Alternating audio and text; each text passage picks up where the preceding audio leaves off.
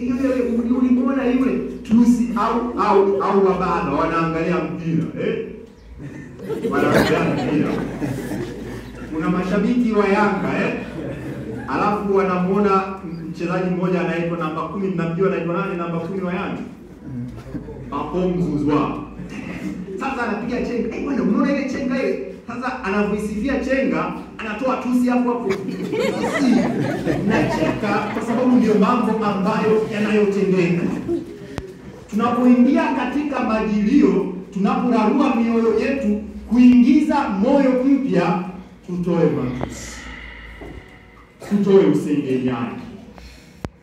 Tutoe yote ambayo yanaweza kumtoa mtu katika reli ya kumtumikia Mungu akiwa anajiandaa kumpokea Kristo. Wewe unapaswa kuwa shahidi. Wewe unapaswa kuwa kielelezo. Haujachelewa. Inawezekana. Inawezekana.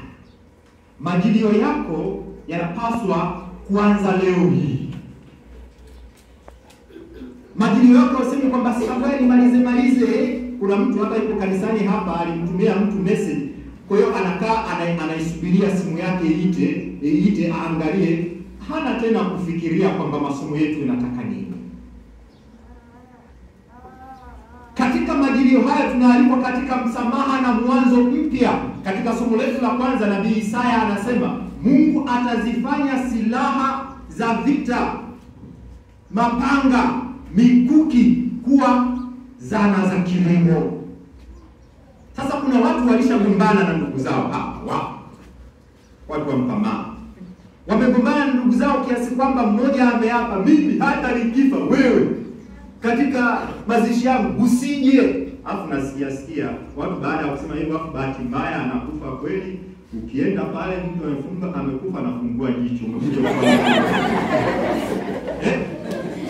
kweli nini? Kwa hiyo toeni hayo. Msamaha.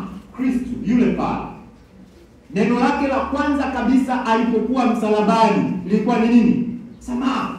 Injili ya Luka sura ya 23 aya 34.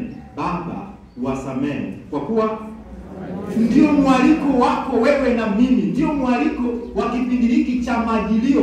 Tunapotaka Kristo aje katika mioyo yetu, akute moyo wangu una msamaha, akute moyo wangu upo tayari kuanza upya, akute moyo wangu unahitaji mapatano na wenzangu. Hapo mimi nitakuwa